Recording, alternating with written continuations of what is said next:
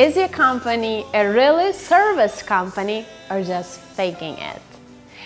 There will be a checklist of things that you can download for yourself and try to do a checkup for your company, and I prepared those for you by the end of this video.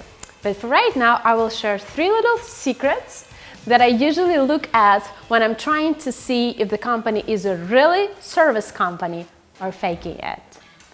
Number 1, when I step into the company, or especially in the headquarters of the company, in the office of the company, I look at the employees and whether they greet you, a stranger yet, a visitor or not. And it's interesting that in the companies that are really service companies, everybody greets you naturally. It comes out naturally. You know, hi, hello, how are you, who are you, who are you visiting, how can I help you? That comes naturally. And by the way, it does not depend on the country. Even in Eastern Europe, they do this. But if the company is faking service, you will not get this. Maybe a receptionist will finally, look at you and say, who are you visiting today? So, this is not a really service company. Number 2, how does your company react to those moments when the client says, I do not like your services, I do not like your product? So what do you do? And here, everything depends on the country, by the way, right? The majority, there are countries that have something they're used to and there are countries that are not. So for example, in the US, satisfaction guarantee is almost everywhere. You say, guys, I don't like this, I don't like that, and most of the times they will return the product very fast. They will even give you a surprise or a bonus or a card or something to keep you still buying from them. Now, in Western Europe, a lot of the times you have to prove that you didn't like the product, right? I remember my friend, she bought a dress in France and she lives there, she lives in Paris, and she said, I looked at the dress from the inside and I just didn't like how it was made. I just didn't like the quality of how it was made inside. So I said, guys, I would like to return the dress because I don't like how it's made from the inside. And they said, you have to prove that it's not of a good quality from the inside. She was like, well, I have to prove it? How come, right? So there are different countries with different approaches. So for you, if you're in the country like that, and by the way, Eastern Europe is so much about this, you really have to prove, it's hard to return things. So if you're a company like that in such a country, when you change those rules, you automatically revolutionize your sphere, your industry.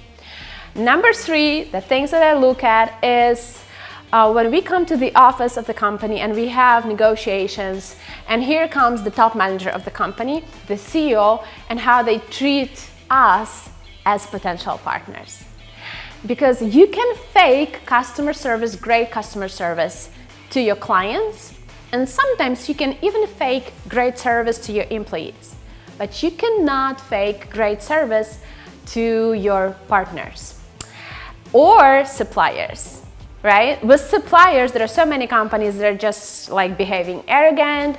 They're trying to push the suppliers. They're trying to get the most out of the suppliers.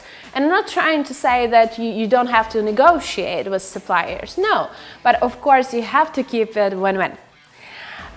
So I vividly remember this case when we went to the office of a huge international bank, and we had a conversation with the president of the bank.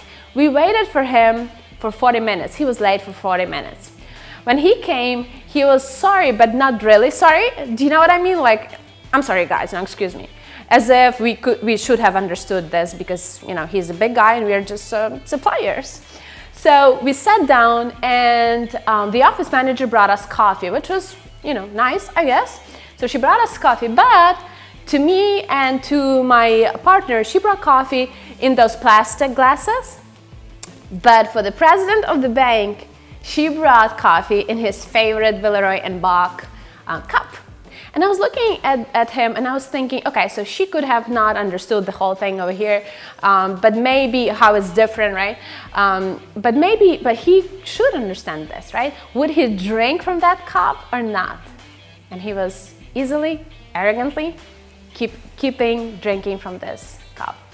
Which to me, we actually refuse working with this company because we believe that if the CEO, if the main person in the company does not realize those subtle, very subtle, I respect you equals service things, then we don't think it's possible to change a company. So now you can go ahead and download a much deeper checklist of things that you can look at your company I shared 3 things, 3 secrets. Maybe you know them now, and maybe you will try to avoid them. Please tell me what you think, how it is in your country. I would love to hear your comments underneath. Thank you.